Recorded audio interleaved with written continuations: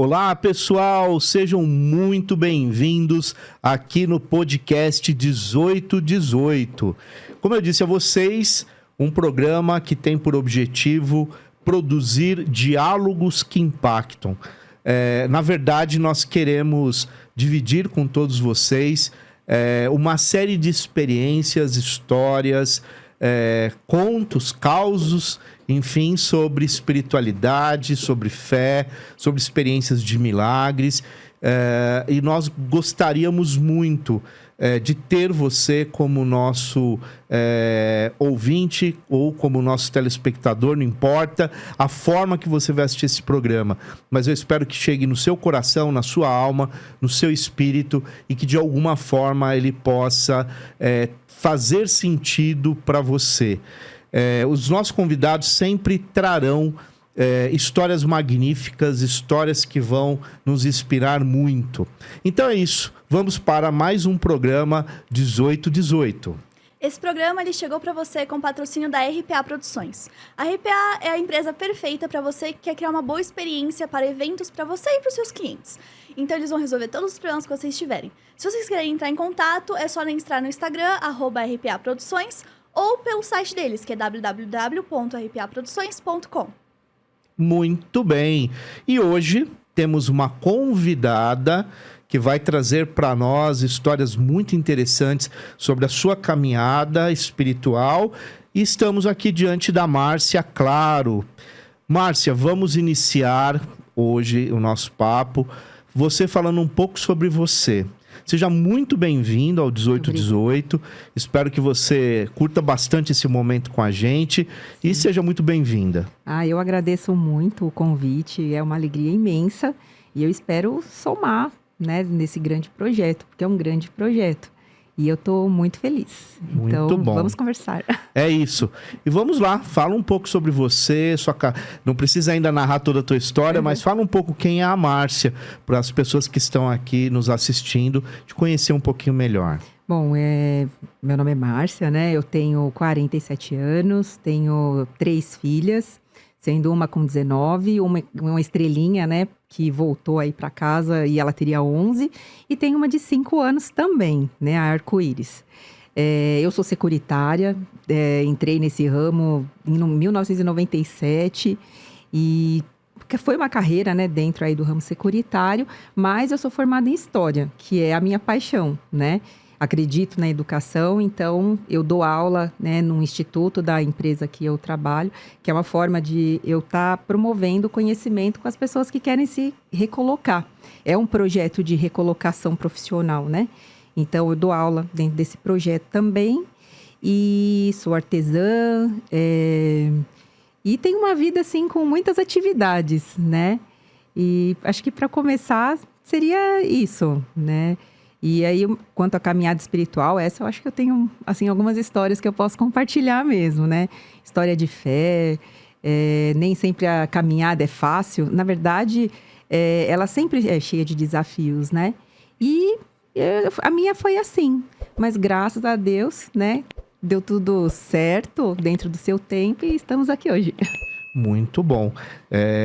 Para você entender legal, o nosso projeto, ele passa por uma perspectiva de falar para as pessoas, conversar com pessoas sobre as nossas experiências do ponto de vista espiritualidade. E através dessas experiências, a gente, de alguma forma, tocar o outro dentro de uma linguagem de amor, uma linguagem altruísta, uma linguagem que traga acolhimento para as pessoas, Por isso, nós acreditamos muito nesse projeto como um meio muito significativo de levar um pouco essa construção de uma sociedade mais harmônica, mais unida e mais justa. Agora, fala um pouco, como foi tua infância, você já nasceu inserida numa religião, como que era essa sua prática e como que nasce tudo isso na sua vida? Na verdade, assim, a minha estrutura familiar, não tinha uma religião pré-determinada, Então, eu cresci com uma certa busca, eu sempre tive curiosidade e eu lembro de sempre fazer as minhas orações, mesmo pequena, no meu cantinho ali, né, sozinha e conversando com os anjos, né? E assim eu fui crescendo, mas eu tinha uma busca, né? Tanto que quando eu estava com 17 anos, um dia eu falei, eu vou na igreja de São Judas Tadeu. Era como eu me encontrava, né? O conhecimento que eu tinha, a vontade que eu tinha na época, era dentro da fé católica, né? E aí eu ia para a igreja de São Judas e passava 2, às vezes 3 horas lá. Acendia uma vela do meu tamanho, colocava no velário, voltava para a capelinha e ficava lá, conversando com Deus. E eu fazia isso todo domingo. Isso foi uma prática de alguns anos, né? Porque era uma forma que eu tinha de conversar realmente com Deus. Então, eu acordava no domingo cedinho, pegava ônibus, metrô e ia para São Judas. E eu lembro que eu ficava muito de joelhos em frente à imagem de Maria, né? E eu sempre gostei muito, né, dela. Eu não sabia explicar as razões, mas eu gostava muito, né, de estar de joelhos em frente a Maria. E também, né, na imagem de São Judas. Então, o início da minha história, né, da minha caminhada, eu acredito que foi ali. Foi ali que eu comprei, assim, uma imagem de Jesus Cristo. Aí eu coloquei perto de mim. E, ok, é um objeto, é uma imagem, tudo bem. Mas era uma forma que eu tinha de parar, fechar os olhos e me conectar. Na verdade, é o significado daquilo, né? Não é o objeto em si, mas o que ele representa, não só para você, mas dentro. É uma questão imagética, né? Quer dizer, você tem ali, naquela imagem, uma série de símbolos, de significados que estão agregados ali. E, na verdade, não é a imagem em si, mas aquilo que ela representa. Isso, é isso mesmo. Tanto que, se eu tivesse um dia difícil, então eu já chegava, ficava ali de joelho no meu canto e fazia as minhas orações, a minha conversa. E assim foi, né? Aí a vida foi me proporcionando algumas experiências onde foi aflorando cada vez mais, né? Acho que as vivências espirituais. Mas o início foi esse. Foi a busca, comprando a imagem de Jesus Cristo mesmo. E aí eu fazia as minhas orações. E aí depois as coisas foram ficando mais elaboradas. Márcia, eu percebi que você falou sobre Maria e você está usando um colar de Maria. Você tem alguma relação especial com ela? Muita. Eu tenho uma relação muito especial com Maria. Até porque nos momentos mais difíceis, né, assim que eu passei dentro da minha caminhada, Maria me acolheu. E assim, fazendo assim, quando eu olho para a minha história, eu vejo que Maria sempre estava presente de alguma forma, né? Então, eu estava, por exemplo, recapitulando a minha história. Eu ficava já de joelhos para a imagem de Maria, mas era o que, né? Eu não sabia direito o que era, mas eu me sentia muito bem de estar ali, né? Dentro daquela figura feminina, né? Olhando Jesus com ela. Então, eu tinha mesmo, né, assim, algo com ela. E dentro da trajetória, muitas vezes, eu tive lá o acolhimento dela, que tanto se fala, né? E até foi em 2002. Né? Houve aí uma tentativa de assalto, e aí houve, teve uma fatalidade, a minha mãe foi atingida dentro desse contexto. E, assim, na ocasião, né, o que eu fiz? Ajoelhei, né, dentro da capelinha mesmo do hospital, e eu lembro que eu roguei, né, para ela e para Nossa Senhora Aparecida. Era assim, foi meu espírito que rogou ali, né? Naquele momento, eu não roguei, meu Deus, por favor, devolve a minha mãe. Não foi isso. Eu roguei o que fosse melhor para a minha mãe, porque ela ficou numa situação muito séria, né? Então, se ela vivesse, a gente não sabia o que poderia acontecer. Então, eu lembro de ter pedido, eu não vou pedir de uma forma egoísta, faz a tua vontade, mas só não deixa minha mãe sofrer. E minha mãe, assim, ela...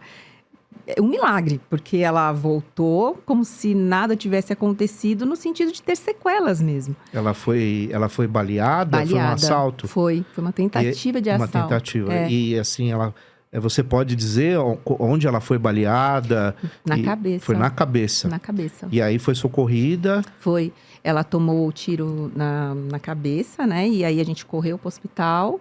E aí Isso foi tudo vocês mesmos já socorreram? Né? Porque estava dentro do Seu carro. pai Foi dirigindo. ele dirigindo. E a gente vai, né? Aquela loucura toda. Aí chegamos no hospital, foi tudo muito rápido. Ela já entrou para atendimento.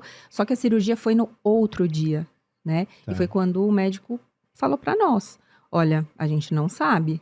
Pode ser que ela viva, pode ser que ela morra, venha a falecer. Mas a questão é, a gente não sabe se ela viver, qual é a condição dela. Entendi. Porque como foi na cabeça, ela poderia ter ficado vegetando, né? E era o medo que eu senti. Foi o maior medo que eu senti, foi esse. Então, foi quando eu roguei, né? Foi a primeira vez, assim, que eu roguei na dor, né? E eu fui muito acolhida, porque ela não teve nada. E você, disso tudo, produziu uma promessa, produziu uma mudança de paradigma na sua vida, mudou a sua rota? Como é que isso impactou de fato no seu cotidiano, né? Naquela ocasião, né, que eu roguei com a dor, né, porque eu roguei realmente com muita dor. Eu prometi, né, para Nossa Senhora Aparecida. Eu lembro de ter prometido: olha, eu só faço a seguinte promessa: eu te levo uma cabeça de cera em agradecimento se minha mãe não sofrer. E eu vou fazer um caminho de joelho. Eu não sei qual é, porque eu não conheço. Mas eu vou fazer e eu sei que eu vou achar o caminho. E foi ali. Tá. E aí, né, aconteceu da minha mãe voltar à vida normal, sem nada. Aí eu fui atrás da cabeça de cera, que era muito difícil de encontrar na época, né? Porque isso foi em 2002. 2002. Aí, quando eu encontrei, aí eu fui para Aparecida e aí eu comecei a procurar o lugar. Porque eu falei, e agora? Onde será que eu vou cumprir a promessa, né? E isso tudo intuitivo nesse momento. Intuitivo, tudo intuitivo. Tava com a minha irmã, né, na ocasião. Um sol, mas um sol assim. Ali é quente. Que ali é muito quente.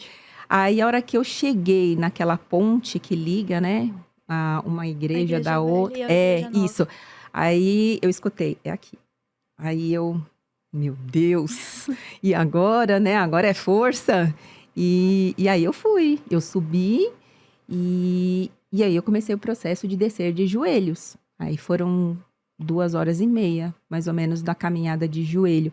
E é uma caminhada que ela ensina muito, porque você não olha para trás, senão você desiste. Se você olhar para frente, você também desiste. Então, eu só podia olhar para aquele passo e aquele passo. Então, foi um passo por vez. Cada passo é um passo, né? Foi exatamente isso. E aí eu vivi a experiência também das pessoas subindo. Era pessoas que paravam para, assim, rezar, né? Pedindo forças para mim. Pessoas que eu nunca mais vi, né? Eu só vi naquele instante. Mas elas passavam, elas estendiam a mão. Nossa Senhora, dá força para ela conseguir, né? Cumprir a promessa. E então foi assim... parecia que estava acontecendo algo que era divino mesmo. Porque existia a dor do joelho, né? Existia muito calor. Mas eu fui fazendo a caminhada, né? Me marcou muito um senhor que passou, tirou o chapéu, né? Colocou aqui assim. E aí ele começou, ele ficou um tempo comigo ali, né? De mão estendida e pedindo para eu ter forças. E aquilo me alimentava. E aí eu fui, um passo por vez até cumprir. Aí eu cumpri, né? Agradeci muito, né? Mas foi essa promessa, essa relação... Foi dentro daquele contexto, dentro daquele momento. Mas eu senti, sim, ali eu senti aquela presença, né, feminina, aquela energia feminina de força, de cura, né? E é uma cura que a gente sente. É difícil explicar, mas ela é real, ela existe. Ela existe. Então, assim, acho que esses foram os meus primeiros momentos, né, que eu fui... vivenciando essa energia feminina, né? Tá. E de Maria, das santas, né? Sim. Eu fico pensando aqui essas experiências e o quanto isso, de alguma maneira, transforma as nossas vidas, né? Muito. Porque você fez isso para uma outra pessoa, obviamente que é sua mãe, mas isso caracteriza um ato de amor, Sim. né? Que foi resultado de uma ação social, porque sua mãe foi vítima, infelizmente, da violência, né? Que é um fenômeno social, Sim. que infelizmente a gente vem vivendo isso cada vez mais, infelizmente. E aí tem uma série de questões sobre isso que a gente poderia discorrer, mas não é a proposta do nosso programa hoje. Mas isso, de certa forma, não que tinha que acontecer, mas o fato ocorreu. Sim. Então, o que você fez disso, né? Eu acho muito interessante a gente analisar o que eu fiz disso. Ou seja, eu vivo uma determinada experiência e o que eu faço dela, né? Como que eu saio dessa experiência? Como que eu me reinvento? Como que eu construo um novo presente, né? Um novo futuro, enfim. E dentro dessa perspectiva, obviamente que eu entendo que foi impactante isso. Bastante. Né? Nesse momento, você já tinha um vínculo com alguma instituição? Você era católica praticante? Mas como era essa relação sua, pensando mais na religião enquanto instituição? Ou não? Ou se você tinha um caráter mais pessoal e íntimo ali, você e Deus, e não como uma instituição? Naquele momento, eu ainda não tinha, né? Foi um momento, inclusive, bem delicado, porque foi um momento, eu acho que é importante a gente refletir o seguinte: nós fomos vítimas de uma violência, e violência gera violência, né? Eu acho que isso é fato. E eu lembro que era tão surreal aquela vivência, a mãe no hospital, o tiro, eu lembrava do tiro. O barulho, né? O barulho é um negócio surreal, assim. E depois vinha um sentimento de vingança, uma coisa ruim, que parecia que queria corroer os meus sentimentos. E eu lembro que vinha um sentimento de vingança, e aí eu lembro de ajoelhar e falar: esses pensamentos, eles não vão me tomar. E ele vinha querendo me tomar com muita força, e eu falava: não, eu não vou. Já fomos vítimas, acabou ali, mas isso não me domina. Porque senão, aí eu abro uma porta para esse tipo de energia, e aquilo iria afetar ainda mais do que já estava dolorido, doendo, né? A partir dessa experiência, eu passei um período de uns 2 anos com síndrome do pânico, então eu não saía de casa, né? Eu tinha muito medo de sair à noite, então foi um processo delicado também. E eu não era ligada a nenhuma instituição, então era eu e o joelho no chão e Deus, e ali rezando muito. E logo depois eu acabei engravidando da minha primeira filha. E aí foi delicado também passar a gestação com todo aquele medo, com tudo. Era pavor mesmo da violência, né? E aí eu lembro que estava sendo difícil a gestação por conta do medo do mundo, né? E aí vem, né, de novo a questão da fé católica, né? Eu me firmei muito assistindo Padre Marcelo, né? Todo domingão lá, era como eu me encontrava, porque eu estava buscando, era o que né? te preenchia naquele momento. Exato. Era o que me preenchia naquele momento. E aí vem Maria de novo, né? Em um domingo que eu tava com muito medo, sentindo um medo real mesmo, né? Meu Deus, como é que vai ser, né? Eu grávida, criança. E aí eu lembro das palavras, né? Lá do padre, ele falando: mãe, quando você não tiver com seus filhos, e mesmo quando você estiver, entrega para Maria. Porque ela faz aquilo que você não tem como fazer. E aí eu entendi o recado. E aí eu comecei a realmente conseguir caminhar, né?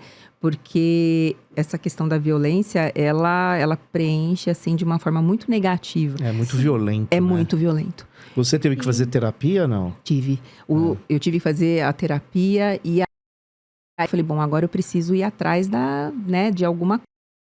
E eu lembro que eu fui até a Federação Espírita, né, na ocasião, que também era o recurso que eu tinha, porque eu tenho essa relação, né, com as santas, vamos dizer assim. E também vi o Padre Marcelo, mas a busca me fazia ir além, porque não era só aquilo. Eu falava: não, tem mais. Então, aí na ocasião, eu comecei a fazer um tratamento, né, lá na Federação Espírita. Isso. E aí eu ia até lá.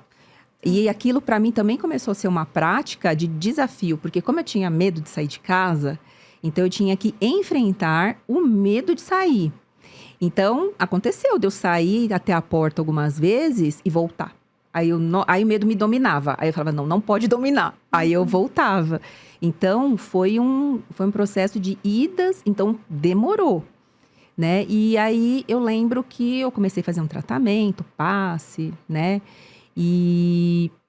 Mas assim, dentro desse período aí eu comecei a frequentar, né, a Federação Espírita, mas ainda assim eu sentia que tinha alguma coisa, né, que eu buscava, Tá. né? Eu achei muito interessante que você falou essa questão que naquele momento você não tinha vínculo nenhum, você não era católica praticante, mas você buscou Maria, né? É. A gente tem essa ideia, a sociedade brasileira ela tem um forte maternal muito dentro da nossa sociedade, né? O filho, quando ele tá em desespero, ele busca o colo da mãe, né? E isso é interessante, porque quando você entrou nesse momento de maior desespero, você buscou a mãe. Sim. E ainda você buscou na figura de Aparecida, né? Que no Brasil, ela é a padroeira hoje, né, do Brasil.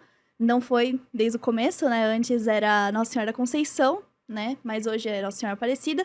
Mas ela tem essa figura, né? Que ela acolhe a pessoa que quando as instituições terrenas falham, você busca a sua fé ali nessa figura materna, muitas vezes, né? Uhum. No Brasil isso é muito forte. E lembra muito um trecho da oração de Nossa Senhora de Aparecida, que é mais ou menos assim, né? Lembrai-vos, ó Clementíssima Maria Aparecida, né? Que nunca ouviu dizer que algum daqueles que a tenham procurado, ou a vós recorrido, tenham sido abandonados. E eu acho que era esse sentimento que você tinha, né? Sim. Você não queria se sentir abandonado, você não sentido que a sua mãe corria risco. E aí você encontra a fé em outra mãe. É verdade. Né? É verdade. Você conseguiu achar em outra mãe a solução, né?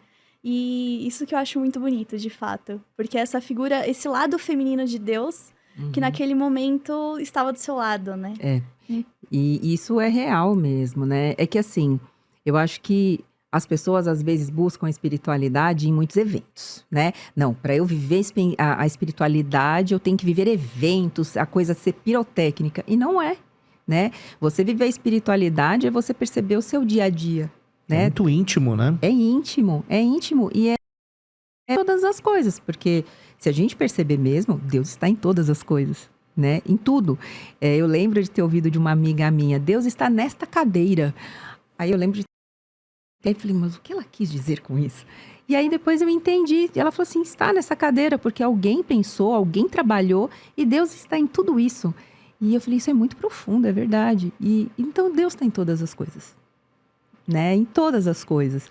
Só que quando a gente está em processos, às vezes, de dor, a gente esquece, né? Ou fica tão cego por conta da própria dor, e aí vem, né, a questão do autoconhecimento que você tem que ter para captar, né? Puxa, eu tô sendo egoísta aqui é o ego, como é que eu conduzo tudo isso? Sem negação, né? Exatamente. E aí você vive, né, a espiritualidade. Você falou a questão do autoconhecimento. Eu acho estratégico o autoconhecimento como fator de conexão com a espiritualidade e com a fé. Porque você falou das pontas, né? Tanto na tristeza quanto na alegria, às vezes a gente esquece da espiritualidade. Ou a gente acessa a espiritualidade, talvez até de uma forma muito fanática. Já a prática da espiritualidade, ela tem que ser constante. Sim. E diária. Isso. E algo muito íntimo também, né? Porque é nosso. Sim. É a minha maneira de se relacionar com Deus. É a maneira pela qual eu dialogo com Deus. Então é muito importante a gente perceber e respeitar muito, né, o modo de cada um, a maneira de cada um e as suas especificidades aí dentro da fé. Agora, o autoconhecimento, para mim, né, eu acredito demais na importância do autoconhecimento para tudo. Eu acredito muito que o autoconhecimento é um caminho absolutamente viável para a emancipação humana, para o crescimento social, para que a gente possa, inclusive, respeitar os espaços, né? Então é bem legal, eu acho que a gente pensar muito essa ideia do autoconhecimento e fé. Eu acho que tem uma relação muito grande, né? Muito profunda.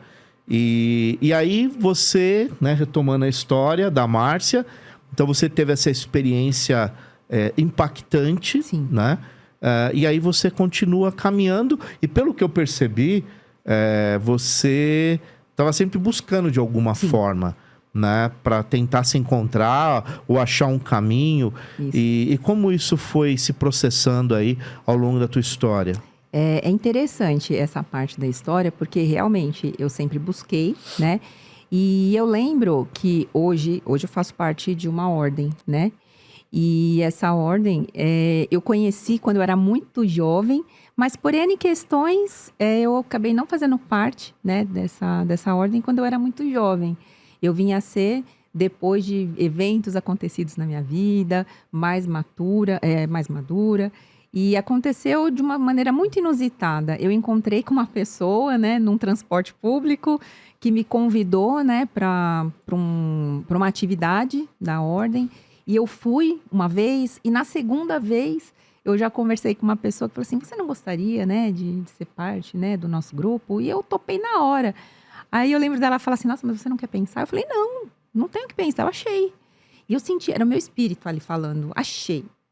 E aí começou a minha jornada, né? Dentro da ordem. Isso faz muitos anos? Faz 15 anos. 15 Isso anos. Foi em 2017. Que legal. 2007, desculpa, 2007. E a orientação é? Isso. Ecumênica? Como funciona? É uma ordem, né, ecumênica, né, da qual eu faço parte. Nós respeitamos todos os credos, acolhemos, estudamos muito, tem o autoconhecimento, né, como a base para a gente poder ser verdadeiro naquilo que enxerga e naquilo que propaga, naquilo que vive, né? Então, assim, é uma caminhada de 15 anos dentro da ordem. Eu vou falar o nome dela, porque eu acho que é importante até para quem quiser conhecer, Fica né? à vontade. Eu faço parte da Ordem Filosófica Esotérica Discípulos da Luz. E no final, né, eu até passo o site. Né? Claro. Porque eu acho que é importante, porque assim como eu tenho a busca, outras pessoas podem ter, né? Então eu deixo convite, né? Eu acho bem, só para fazer um adendo, né? É legal isso porque a nossa proposta aqui, Márcia, é uma proposta ecumênica, universalista. Então nós vamos receber pessoas de todas as nomenclaturas e instituições. E claro que esse espaço é um espaço livre, de muito respeito. Então é muito legal recebê-la, né? Para você também falar um pouco da sua fé, daquilo que você segue, tá bom? Agradeço. Na verdade, eu percebo os saltos de fé hoje por um outro ângulo, porque quando eu estava caminhando em muitas situações, eu só vivia mesmo. Mas aí é aquela coisa da mãe, né? De tipo, e agora? Agora agora não tem mais jeito. O que é humano tá feito. Não tá na minha mão, é Deus, né? É Deus. Então, eu deixava. Até porque era assim, acho que a proposta para minha vida era essa, né? Olha, você vai ter que fazer um saltinho aqui, porque senão não vai rolar, né? Depois, por exemplo, dessa vivência, né, com a minha mãe, em 2012, eu engravidei da minha segunda filha, né? Que eu até comentei no início que ela teria 11 anos e é uma estrelinha hoje. E com ela foi outro salto de fé, né? Porque eu engravidei de uma menininha que tinha T18, né? Trissomia do 18, que se chama Síndrome de Edwards, né? Naquela ocasião, não se conhecia muito sobre a trissomia. E então, aí também foi um outro salto, né? Porque quando a gente engravida, você nunca vai imaginar que tenha algo errado na gestação. Você sempre imagina comprando a roupa, né? Todo aquele romantismo que a maternidade traz, que na verdade te leva por algumas ilusões até, né? Porque a maternidade, ela é uma prática bem, assim, de muito trabalho, né? Mas voltando para essa questão da Júlia, eu engravidei e no ultrassom eu descobri, né? que tinha alguma coisa que estava errado. Só que a gente não sabia ainda a profundidade do que seria o errado, né? Mas foi no primeiro ultrassom. Ela ia ter o lábio leporino, aí o médico foi muito habilidoso comigo, me pediu um segundo exame logo de cara, e aí 50 minutos de exame. E não é normal 50 minutos, né? E mediu tudo, mediu ossinhos, olha, mediu tudo dela. Só que na ocasião eu pensei que era síndrome de Down. Eu pensava que era síndrome de Down, mas não era. Era a síndrome de Edwards, que eu nunca tinha ouvido falar, que eu não sabia o que era, mas o primeiro baque que eu tive foi, olha, você está grávida de uma criança que é incompatível com a vida. Essa foi a fala. Foi a fala, o tempo inteiro. Tirando esse médico que fazia os exames de ultrassom, era até incompreensível eu encontrar tantos médicos que simplesmente me tiravam qualquer possibilidade de vida da minha filha. Zero esperança no olhar deles, né? Que eu sou muito insistente, né? Eu, como boa capricorniana, eu não desistia. Então, eu falava, não, enquanto ela estiver aqui, a vida é dela, o trabalho é meu. E esse era o trato com ela, né? E eu tive uma experiência muito interessante, que eu acredito piamente que está ligada ao espiritual. Eu não sabia ainda que eu ia ter uma menininha, né? Que eu estava gestando uma menininha. Mas eu sonhei que eu estava correndo num campo com uma menininha com cabelos cacheados. Estava lá correndo com a garotinha e de repente ela vira para mim e fala: mãe, você promete que vai lembrar que eu sou perfeita? Aí aquela coisa, né? Tipo assim, mas filha, né? Você vai lembrar? De dedinhos assim para cima. Você vai lembrar? Aí eu falei assim, tá bom, eu vou lembrar. E aí aquela risada de criança deu meia volta, saiu e eu acordei. Então, quando veio, né, o primeiro diagnóstico, olha, é incompatível com a vida e tal, eu lembrei do sonho. Aí botei a mão na barriga e falei, fica tranquila, que eu sei que você é perfeita dentro daquilo que você tem que ser. E aí, isso me deu muita força para todas as vezes que vinha o médico e falava, olha, é incompatível com a vida, mas fica tranquila, porque na próxima dá tudo certo. Eu cansei de ouvir isso. E assim, parecia que era para desistir mesmo, mas eu não desistia, né? E é engraçado pensar que nesse processo, eu sou uma pessoa, assim, emotiva, né? Assim, eu choro um pouco, assim, quando eu fico emocionada, mas foi um período que eu não chorava. E eu acho interessante isso, porque eu estava tão firme, né, dentro do processo, não com a ilusão de que, a minha filha vai nascer perfeita porque vai acontecer alguma coisa. Não, eu já tinha o diagnóstico. Estava lá, eu fiz a amniocentese, inclusive, né? Então, estava lá. Trissomia do 18, não era mosaico, era total. Então, eu já sabia que eu ia ter uma filha que seria muito especial, em todos os sentidos. Mas estava ok. Porque eu lembro que foi essa coisa de falar com Deus, né? Eu lembro que eu falei, olha, eu não sei por que você me colocou nessa experiência, mas você confia demais em mim, né? Eu lembro de ter falado isso com Deus, você confia demais em mim, né? Porque não é possível. Mas tá bom, se você confia, quem sou eu pra... E eu sempre pensei nisso. Então, talvez o salto de fé era justamente pensar nessa questão com Deus. Poxa, tu confia em mim, eu não posso falhar. Eu não posso falhar. Se você está enxergando que eu tenho força, eu não posso falhar, né? E então, acho que isso me deu muita força. E foi uma relação íntima com Maria também. Porque foi assim, eu lembro de ter altas conversas com ela, né? Falando, olha, me dá força aí para eu chegar onde precisa. Eu vou ter que entregar minha filha. Você entregou teu filho, eu vou ter que entregar a minha. Mas me ajuda aí, né? Me ajuda aí. E assim eu fui. E é importante, e isso eu friso também, as pessoas da ordem, elas me carregaram, literalmente, na emoção, no espiritual. Eu fui muito amparada, né? No abraço, né, assim, que juntou os meus pedaços. Porque quando você recebe um diagnóstico desse, você fica em pedaços. Eu já tive em vários pedaços, várias vezes na vida. Mas eu sempre tive, né, aquelas que né? E eu acho que essa é uma característica muito forte na ordem, né? Assim, juntam uns pedacinhos para a gente ficar novo, pronto para outra, né? Então, foi dessa forma, assim, que foi o enfrentamento, né, dos médicos. Ela nasceu, chorou, o que para síndrome de Edwards é algo, assim, também que não é normal. Geralmente, eles nascem sem som, né? Mas ela chorou, tipo, mãe, nasci viva, ó, primeiro round, beleza, né? E aí começou a vida dela dentro da incubadora, foram 48 dias, né? É importante também que dentro desse processo, que eu não desistia nas madrugadas de fazer pesquisa, porque eu fiz muitas pesquisas, porque eu falava, tem que ter uma saída, não é possível que eu não vou ter uma esperança, né? E aí eu encontrei uma associação que se chama Síndrome do Amor, né? Então, assim, fica até para as pessoas também que, de repente, possam passar por uma situação de um filho com doença rara, pode procurar a Síndrome do Amor, que na ocasião tinha, eu acho que 60 famílias, hoje tem mais de 1.000, assim, tem muitas famílias, porque cresceu muito, né? Então, aí eu encontrei eles também, que começaram a falar de amor, né? Que era assim, olha, não importa se a vida é rara, é vida, você não pode simplesmente descartar.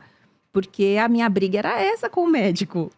Tá, minha filha, tudo bem, ela não vai produzir para a sociedade? Ela não vai produzir para o capital? Ok, mas ela está viva e ela precisa ter um conforto, ela precisa viver, né, bem, ela precisa viver bem. E aí foi um processo de 48 dias, que ela teve uma vida do jeito dela, né? Uma vida assim do jeito dela, e eu lá.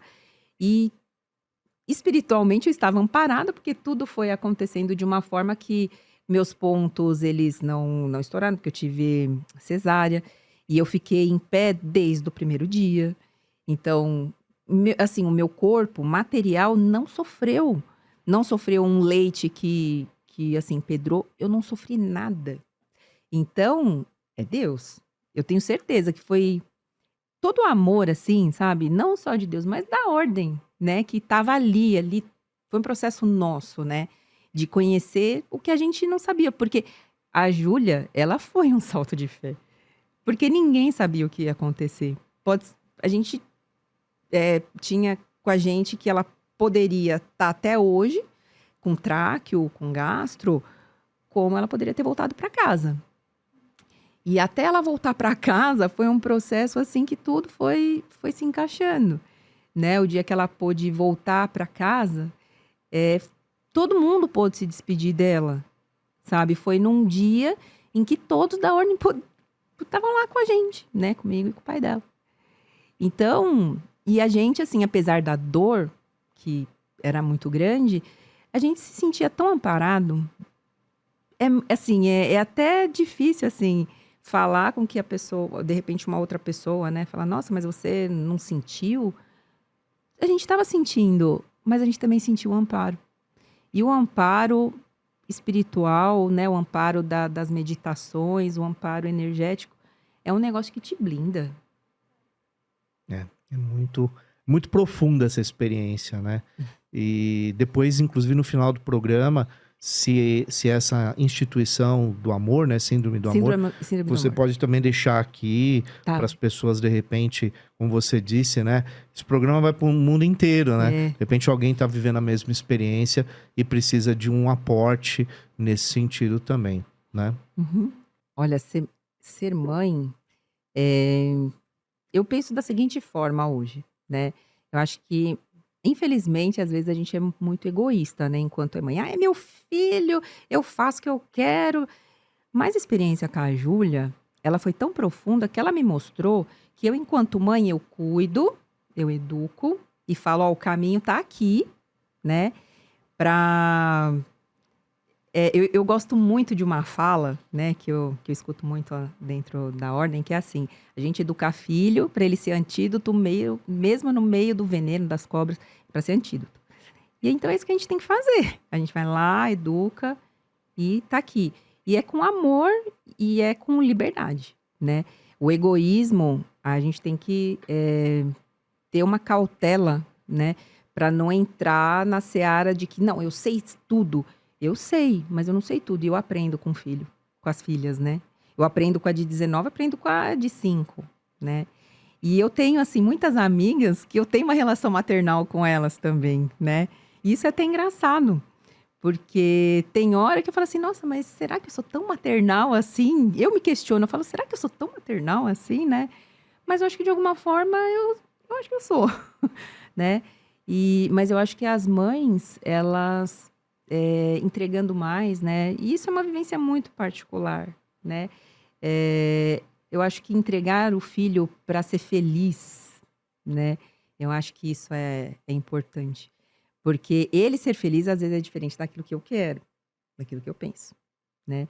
Então, é um aprendizado contínuo, né? E tentar, né, assim, respeitar também, né, escutar, né, porque às vezes, enquanto mãe, assim, a gente tem a coisa de, não, eu sei, depois, né, falam, puxa, eu falhei aqui. Ai, vem cá, vamos conversar, porque eu acho que falhei aqui. Não, é muito complicado. Bem, estamos no 1818, né, um programa que tem uma proposta muito profunda, né, porque é muito legal a gente compartilhar histórias que pode trazer para o outro, né, uma força, um amparo, um acolhimento, e porque através de experiências alheias, né, a gente também pode crescer e a gente também pode achar um norte, né? E claro, para que esse programa também tenha a sua estrutura e a sua continuidade, nós temos os nossos patrocinadores, né? Então, Ana Clara. Esse programa ele chegou para você com patrocínio da RPA Produções. A RPA é a empresa perfeita para você que quer criar uma boa experiência para eventos para você e para os seus clientes. Então eles vão resolver todos os problemas que vocês tiverem. É isso aí. E olha que eu assino embaixo, viu? Porque eu já fiz alguns eventos pela RPA. Meu, é garantido. Já ministrei palestras sendo a RPA a empresa que promoveu e é nos detalhes, assim. É impressionante a preocupação que eles têm com os detalhes dos eventos. Se vocês querem entrar em contato, é só entrar no Instagram, @RPA Produções, ou pelo site deles, que é www.rpaproduções.com. É muito, muito legal mesmo. Márcia, eu fiquei um pouquinho curioso. Rapidamente, fala para nós o que é a síndrome de Edward, é isso? Isso. Né? O que é, na verdade? Bom, a síndrome de Edwards, ela é a trissomia do cromossomo 18, né? A síndrome de Down tem a trissomia do 21, que é o que a gente conhece, né? Na maioria das vezes a gente vai direto no conhecimento do 21. E a do 18, ela tá ligada à formação dos órgãos. Então, a gente não sabe como a criança ela pode nascer, né? E na ocasião em que a Júlia nasceu, não tinha muito conhecimento sobre essa trissomia. Então, eu escutava de cara que era ou uma anomalia, né? Olha, é uma anomalia que você tem aí dentro. Ou então incompatível com a vida, né? Porque realmente ela tinha questões cardíacas, hidrocefalia. É uma criança muito especial. Entendi. Mas a gente tem relatos, eu conheço crianças com 11 anos de idade, 12, 13 anos de idade. Tem uma menina com 20, se eu não me engano, 26. Então, assim, existe uma vida diferente, porque é uma criança especial, né? Mas ela é compatível com a vida, porque aquilo é o amor, né? Porque é uma criança que, assim, vai ter a vida dela, né? Dentro das limitações dela. Mas é uma criança que vai ser criança até o último respiro. Então, você vai ter uma pureza dentro da sua casa até o último respiro. E em termos, não sei se você tem como comensurar isso, mas estatisticamente dizendo, é raro? Não é raro. Não é raro. Hoje, existe um trabalho muito forte, né, da própria Síndrome do Amor, da associação, em instituir, no dia 6 de maio, o Dia Nacional para a Síndrome de Edwards, para que exista um olhar, né, para a síndrome. Até o Randolph Rodrigues, né, ele é um político que ele escutou muito essa causa e ele está tentando, né, assim, fazer com que isso realmente passe. E existe uma mobilização dos pais, mas assim, ela não é tão rara. né? É porque a do 21, depois de muita luta dos pais, eles conseguiram fazer com que a síndrome de Down, né, ela seja muito vista. E hoje já é assim, já é mais falado, né, da trissomia do 18. Quando eu estava na UTI, eu lembro que os médicos, assim, nenhum deles sabia o que era, né? Tinham médicos que era a primeira vez que tinha o contato. E isso era algo que era difícil, né? Porque eu estava com médicos que tinham só na cabeça o que era dos livros, mas não sabia o que era. Minha filha muito sensível, né? E eu muito tranquila. E isso era uma coisa que era complicado até para eles entenderem, né? Eu escutei de um médico, mas mãe, por que você é tão tranquila? Você tem noção do que tua filha tem? E ele brigou comigo, né? Aí eu falei, doutor, é assim, eu descobri na gestação, já surtei, já vivi o processo de luto, né? Que fez, né, passar por um processo de luto da criança perfeita, né? Então, teve todo este processo. E aí eu falei pro médico, eu falei, olha, eu já passei por todos os processos, agora eu tô inteira para ela. Pra dentro desse cenário, objetivamente, o quanto você acredita que a espiritualidade foi suporte para que você pudesse encarar essa experiência? Nossa, a espiritualidade, ela... Eu vivi a espiritualidade, assim, o tempo inteiro, 100%. Assim, lógico, assim, tem a minha parte humana, né? Mas a Que é espiritualidade... natural. Não, mas a espiritualidade me amparou mesmo, em todos os sentidos. Na calmaria, no suporte de encontrar a síndrome do amor mesmo. Temperança, né? Temperança. Porque realmente eu fiquei muito... Assim, eu lembro das primeiras falarem, mãe, você é muito calma. Mas assim, eu tinha uma calma que realmente conhece, né? Sabe que eu faço muita coisa ao mesmo tempo. E calma, assim, tamanho. E aí, então, nós podemos entender que, de certa forma, você vivenciou mais um milagre, Sim, mais uma experiência que só se explica pelo viés da fé. sim. É isso, Marcelo. Até porque, né, do sonho, eu acho que já foi a espiritualidade me avisando lá atrás. Quando aquela menininha dentro do sonho, né, olha, promete que vai lembrar que eu sou perfeita, né? E ela me deu um recado, aquela criança, né? Ela deu um recado, tipo, ó, segura a onda aí. Então, eu acho que a espiritualidade, né, começou já a me acolher lá atrás.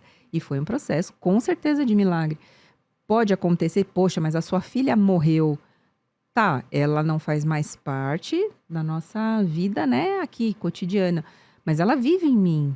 Na experiência, talvez, divina, do sentido de amor, porque é um amor tão, tão profundo, tão... Eu falo que a Júlia, ela foi muito feliz na vida dela dos 48 dias, porque ela foi tão amada, tão respeitada, tão... Sabe? Ela vivenciou a questão do amor em todos os sentidos. Porque não era só eu, né? O pai dela. E assim, as pessoas que estavam com a gente, eu tenho certeza que de alguma forma ela também transformou e ela recebeu o amor dessas pessoas, mesmo que energeticamente, né? Então, como que eu vou falar, minha filha morreu, não deu certo? Não, ela deu muito certo. Ela deu muito certo. Uma vez uma amiga minha, ela até, mas morreu, né? Eu falei assim, não, ela só mudou de estado. Ela só não está mais aqui. Mas ela é minha filha, tanto que onde eu tiver... não, eu tive 3 filhas. É que uma está lá e tenho 2 aqui. Mas ela cumpriu o que tinha que ser feito. Eu escuto de uma amiga queridíssima, que ela sempre fala, fé se alimenta todo dia. Porque a fé que te alimentou ontem, não é a fé que se você não alimentar hoje, não vai ter jeito. A comida que você comeu ontem te alimenta? Não, foi lá. Então, hoje, esteja lá pronta. E a fé é isso, é um afinamento, né? Eu também gosto, eu sempre escuto ela falando assim, a fé é como se fosse música, né? Tem que estar afinadinha. Porque daí você começa a perceber mesmo Deus em todas as coisas, né?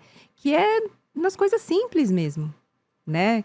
Tem coisa assim mais divina do que, de repente, você olhar para a água, né? Que é um elemento que nos limpa, que nos mata a sede, que traz vida, né? Uhum. Então, eu acho que a minha relação com a fé, com Deus, ela passa por isso, né? Então, assim, eu vivencio Deus no meu cotidiano? Sim. É olhando realmente o sol que ilumina, que pode estar chovendo, mas eu olho e falo, ele tá lá. Sim. Então, é a mensagem, seja persistente. Seja persistente. Tá cinza, mas ele tá lá, né? Então, é a questão do tempo. Quando eu lembro da minha caminhada, né? De um passo por vez, né? Ali de joelhos. Eu confesso que teve vezes de eu esquecer, porque a nossa humanidade faz isso, né? Sim. Quando mistura principalmente com uma questão egóica, com a questão de egoísmo e falta de autoconhecimento mesmo, porque para ter autoconhecimento você tem que, né, mergulhar em águas que às vezes são bem profundas e são difíceis de nadar. Mas é possível, né? Tem que ter coragem, querer muito, mas é possível. E depois que você passa por esse processo, ele é tão libertador e é tão leve que depois que você enxerga tudo que você passou, você fala, foi eu? E isso aqui é interessante, que você fala, poxa, é a minha vida, é a minha história. E você olha, você fala, nossa. Porque a carga, ela realmente, ela se transmuta, né? Ela transmuta mesmo. E aí você começa a perceber mesmo, né? A delicadeza de Deus em todas as coisas. Mas acho que para enxergar Deus em todas as coisas, existe uma tensão, né? Porque ele não tá na pirotecnia. Sim. Ele tá ali, no dia a dia. E não é um processo fácil na sociedade que a gente vive hoje, né? Nem um pouco, né? Porque é tudo muito rápido, tudo rápido. acontecendo instantaneamente. Então é difícil você treinar o seu olhar para isso, né? Sim. E até a questão de falar de amor, né? E assim... Incomoda algumas pessoas, é incomoda. engraçado isso. É verdade. Às vezes eu tento entender um pouco essa reação das pessoas. Às vezes a gente fala... porque eu acredito, né, profundamente no poder do amor, né? Historicamente, o amor sempre construiu mais do que o ódio, né? A carga de destruição sempre vem com o ódio. E isso parece às vezes incomodar, né? Mas o amor é maior do que o ódio. Sim. É que o ódio eu costumo dizer, ele tem um marketing muito profundo, muito certeza, grande. Com né? certeza. Agora, na sua fala, eu percebi várias vezes você falar a questão dessa coisa do lado feminino, né? Que é o sagrado feminino, a questão da mulher também na sociedade e essa emancipação toda que a gente tem que lutar todos os dias pela emancipação da mulher e pelos direitos, né, paritário com a questão do homem. Hoje, você se vê como uma mulher inteira e respeitada dentro das suas convicções espirituais, dentro daquilo que você vivencia e experiencia sua fé, ou não? Como que você se relaciona hoje com esse lado feminino, né, de todas as questões ligadas à fé? Eu me sinto inteira. Eu me sinto inteira. Isso é viver a liberdade, né? É a liberdade que vem de dentro, assim. É algo tão libertador que é difícil explicar em palavras, porque é algo que é muito experienciado, né? Mas eu me vejo, sim, né? Inteira, leve e, assim, com a percepção de que se tiver acontecendo algo que não tá bom, que tá errado, já consigo parar e falar, opa, é mais possível redirecionar as rotas para que as coisas continuem, né? Mas eu me vejo, sim, eu me vejo forte, né? E isso foi uma conquista, né? Autoestima, coragem. Eu acho que eu fui muito treinada, né? Eu tenho uma amiga que ela fala, treinada nada, você foi forjada, né? E eu acredito que sim, né? Porque muitas vezes eu me perguntava, né? Para que isso vai servir? Mas talvez sirva, né? Talvez sirva em algum momento. Então vamos lá, vamos fazer. E depois realmente que os processos eles foram, né, passando, se concluindo, aí eu me vejo hoje, né, 47 anos, tranquila, em paz, né, e feliz mesmo nos meus processos, né, porque eu acho que é uma felicidade tamanha você poder viver a espiritualidade, porque isso é ser livre, né, eu tenho a liberdade do ir, do vir, de sentir.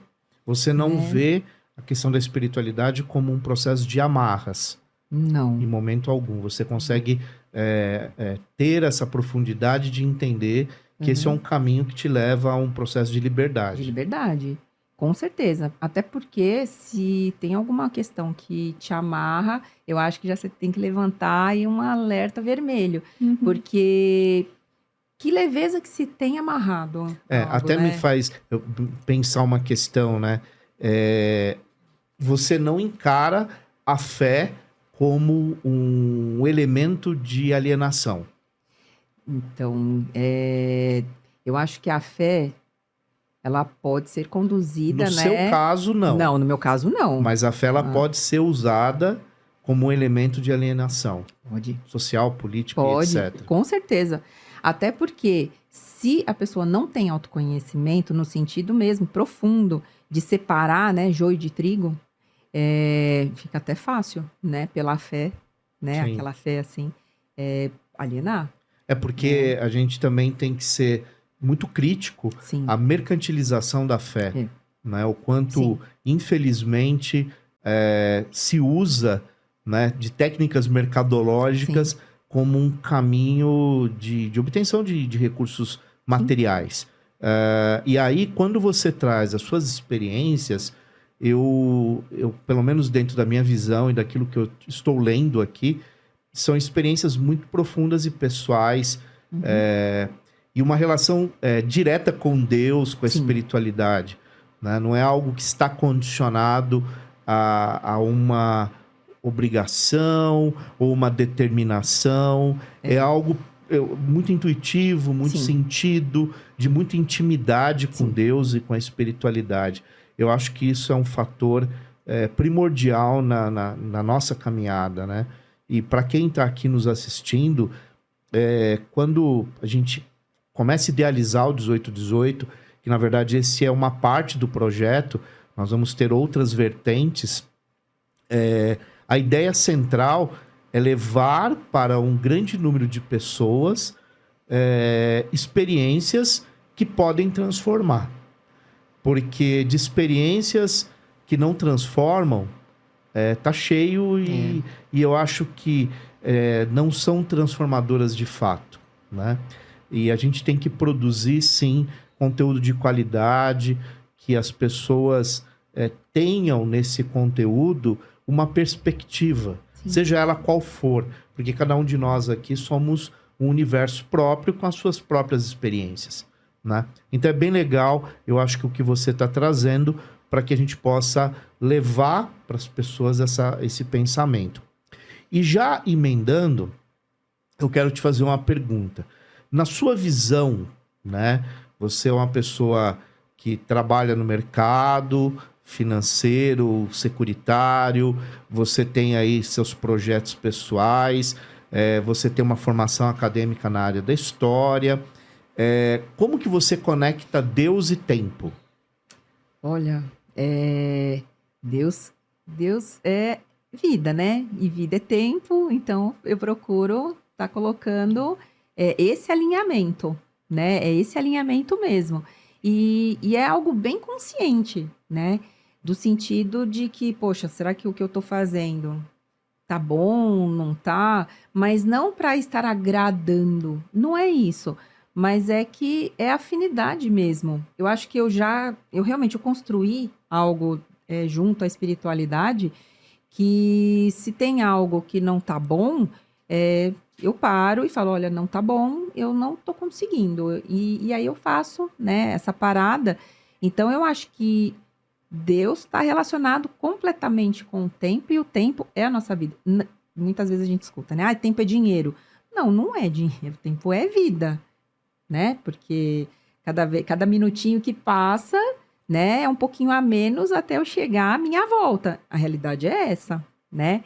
E e é muito interessante pensar nisso, porque quando a gente traz, por exemplo, a questão da morte, né? Eu já passei assim, pela questão da minha filha voltando para casa, né? No pós-parto da minha terceira filha, né? Da pequenininha, eu tive um problema de saúde, eu quase vir a óbito também, quase faleci. Então, a morte, assim, ela, né? A minha mãe também voltou para casa quando eu estava gestando, né, a minha terceira filha. Então, a morte, ela é presente, né? Na verdade, na vida de todos. Sim. De todos. Mas na minha, como ela se fez presente no sentido de eu realmente perder, né? Então, você tem que ter uma percepção. Sim. Olha, né? Eu acho que se eu não estiver aqui. E quando eu comecei a colocar a morte, né? Assim, tipo, ela ao meu lado mesmo. Bom, morte, né? Fica aí, né? Vamos negociar aí. Mas, tirando a brincadeira, de que eu fico pensando, qual seria meu último pensamento? Que eu estaria brigada com alguém? Eu estaria feliz? Ah, se eu morrer agora, eu quero estar sorrindo. Eu não quero morrer brigando. Eu quero. E isso é uma prática difícil, porque tem muitas pessoas que não entendem assim. Tudo bem, porque é um processo mas hoje eu procuro muito isso. Eu costumo dizer que a obviedade da morte me faz viver de forma plena. Né? Ela é tão óbvia que a plenitude da minha vida está conectada a essa obviedade. Portanto, esse momento aqui é sagrado. Porque é um momento de existência. E esse movimento de existência, não que seja obrigatório, mas é importante, de alguma forma, a gente impactar positivamente o outro. Né? Porque a gente se amplifica no outro. A minha existência está muito conectada à tua existência, a da Ana Clara, quer dizer, a gente depende do outro, a gente se amplifica no outro, né? Sim. E isso é um processo que eu vejo como fundamental na vida de todo mundo. Então, a fé, eu acho que ela parte muito da experiência do compartilhar, do caminhar juntos e independente de instituição, porque o nosso objetivo aqui não vai ser fazer nenhum tipo de propaganda, né? Para uma ou para outra, mas dizer que são viáveis. E o teu livre-arbítrio que vai determinar esse teu caminho, né? E aí, é claro, uma proposta de vida mais harmônica, mais amor, com mais transformação, com mais solidariedade, empatia de fato, né? De verdade, não apenas no discurso. Então, são questões que eu acho que são muito relevantes, né? Que a gente está trazendo para o programa de hoje. As suas experiências, sendo muito, né? E eu tenho certeza que quem está assistindo hoje, esse episódio, né, do 1818, vai pensar algumas questões de forma muito profunda e olhar para dentro. A gente tende a reclamar de coisas pequenas. Coisas pequenas, sério, né, ao longo. Então, eu acredito que, ouvindo o outro, a gente começa a perceber um pouco como a vida é boa para nós. E como a gente pode transformar experiências tão positivas, mais aprendizados, né? Acho que é bem por aí o que a gente tem que buscar. São grandes exemplos, né? Bom, vou falar de novo. Se você quer criar um evento para você ou para os seus clientes, a RPA pode facilitar muito a sua vida. Quem sabe que criar um evento não é fácil. Você precisa dessa ajuda extra, entra lá na RPA, você pode @RPA Produções, ou também pelo site, que é www.rpaproduções.com.br. Muito bem. Clara, para você mostrar o livro, né? O Observador dos Sonhos, o Observador da América Latina, e também o livro da Civilização Maia, né? São livros, esse da Civilização Maia da minha autoria, solo, e os outros junto com um fotógrafo profissional, meu grande amigo, que esse é sobre uma expedição que nós fizemos na América Latina, né?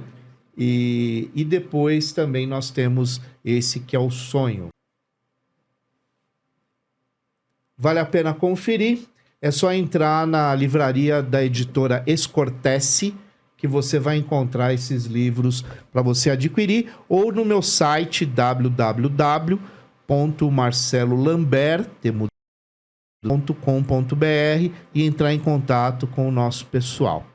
Márcia, vamos do nosso programa de hoje, e eu gostaria muito que você se direto com as agora nos assistindo. Eu queria que você deixasse uma mensagem para as pessoas que agora estão diante de você e de repente eu acho que as suas palavras vai ser fundamental. Bom, eu, deixo aí para que todos, assim, possam sentir a sua espiritualidade, encontrem os seus caminhos, que ajoelhem se necessitar, não tem problema nenhum, mas que busquem com a espiritualidade, com a fé, que talvez você tenha que, no sentido de se transformar de tal forma, tudo novo. Por exemplo, para a minha história, eu morri, de fato, algumas vezes para renascer. E isso foi um processo humano, que é deixar para trás, E se a gente for ver tantas figuras, dentro da própria caminhada espiritual, que deixaram riquezas, materiais, algo que acreditava.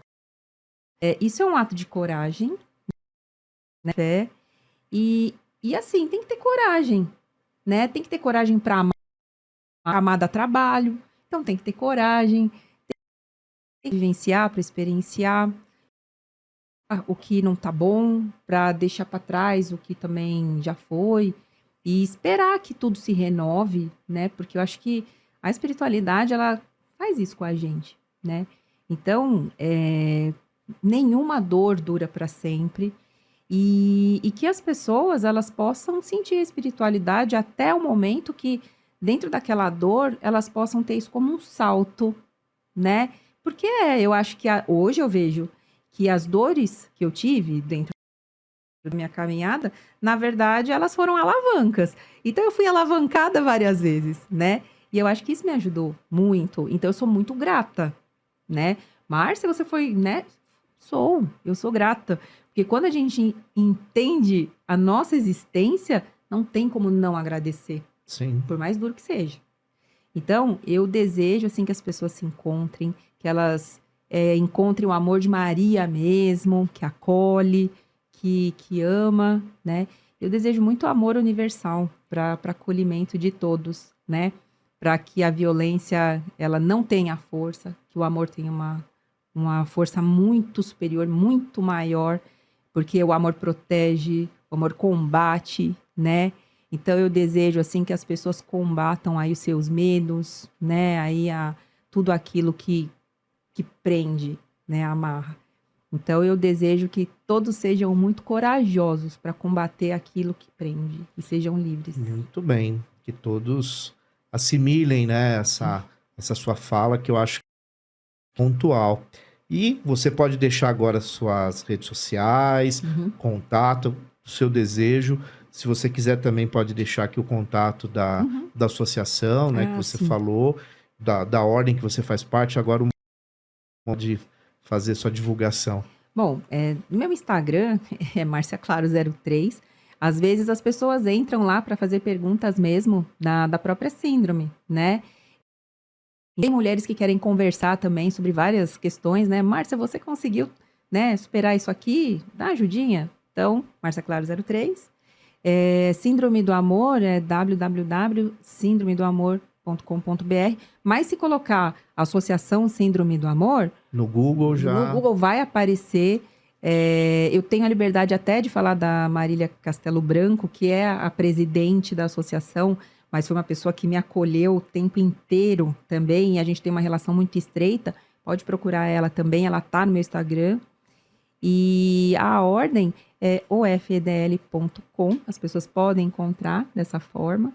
Se elas estiverem, numa busca, e quiserem conhecer mais, entra lá no site, vê se faz sentido, E eu desejo tudo de melhor para elas. E eu estou à disposição também, se eu puder ajudar. Isso, obrigada por compartilhar suas experiências com a gente. Foi de grande aprendizado. Exatamente, de grande aprendizado. Bem, eu só tenho que agradecer a sua presença, a sua disponibilidade, você vir aqui contar sua história sem nenhum tipo de constrangimento. e dividir, compartilhar essas histórias, essas experiências. Eu acho que sempre vai inspirar as pessoas a viver um pouco melhor. Eu quero agradecer a você que está aqui acompanhando o nosso programa. E é claro que eu vou pedir para você compartilhar esse episódio. Eu vou pedir para você seguir o canal, né? Clicar lá no sininho para você receber sempre as notificações de novos vídeos, porque o seu apoio é fundamental para que a gente continue com esse projeto. Mais uma vez eu agradeço a toda a equipe técnica que está aqui viabilizando o programa de hoje e, sem dúvida nenhuma, logo logo um novo episódio, uma nova história, novas experiências e, claro, um mundo melhor, que é o que a gente deseja. Eu, Marcelo Lambert, desejo a você muita luz e muita paz. Até o próximo programa.